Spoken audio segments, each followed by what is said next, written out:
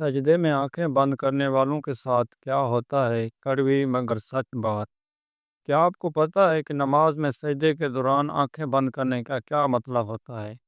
کیا یہ صرف توجہ بڑھانے کے لیے ہوتا ہے یا اس کے پیچھے کوئی ناپسندیدہ عادت چھپی ہوئی ہے؟ کیا اللہ تعالیٰ اس پر ناراض ہوتے ہیں؟ آج ہم آپ کو ایسی کڑوی مگر سچ بات بتانے جا رہے ہیں کہ شاید آپ کو کبھی کسی نے نہ بتائی ہو۔ بسم اللہ الرحمن الرحیم۔ پیارے ناظرین، السلام علیکم ورحمۃ اللہ وبرکاتہ۔ نماز صرف چند الفاظ دہرانے کا نام نہیں، بلکہ نماز اللہ تعالیٰ سے ملاقات کا سب سے عظیم لمحہ ہے۔ یہ وہ وقت ہے جب ایک بندہ سب کچھ چھوڑ کر، دنیا سے کٹ کر، محض اپنے رب کے حضور جھک جاتا ہے۔ سجدہ نماز کا وہ اعلیٰ مقام ہے جہاں بندہ اللہ سے سب سے زیادہ قریب ہوتا ہے۔ نبی کریم صلی اللہ علیہ وآلہ وسلم نے فرمایا، سب سے زیادہ قریب بندے کو اپنے رب سے سجدے کی حالت میں ہوتا ہے۔ بس اس وقت زیادہ دعا کیا کرو۔ لیکن ذرا سوچئے، جب آپ سجدے میں آنکھیں بند کر لیتے ہیں تو کیا واقعی آپ اللہ کی طرف متوجہ ہوتے ہیں یا پھر محض اپنے اندر کے خیالات میں الجھ جاتے ہیں؟ حضرت عبداللہ بن عباس رضی اللہ تعالیٰ عنہ سے روایت ہے، نبی کریم صلی اللہ علیہ وآلہ وسلم نماز میں آنکھیں کھلی رکھتے تھے اور سجدے میں بھی بند نہیں کرتے تھے۔ علماء کرام نے وضاحت کی ہے کہ نماز کے دوران آنکھیں بند کرنا اگر مکمل طور پر عادت بن جائے تو یہ مکروہ عمل بن جاتا ہے۔ کیونکہ نماز کا اثر روح خشوع و خضوع ہے، اور آنکھیں کھلی رکھنے سے ہم قبلہ، سجدہ گاہ اور اللہ کی نشانیوں کی طرف متوجہ رہتے ہیں۔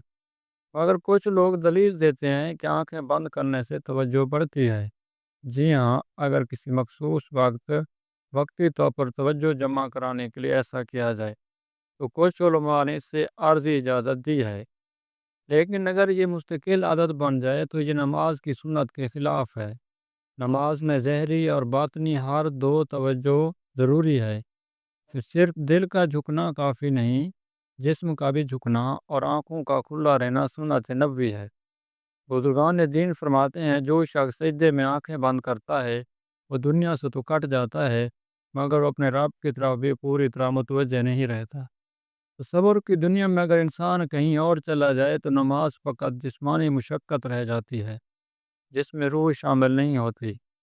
آنکھیں بند کرنے سے شیطان کے وسوسوں کا خطرہ اور بھی بڑھ جاتا ہے، کیونکہ نظر نہ ہونے کی حالت میں خیالات ادھر ادھر بھٹکتے ہیں۔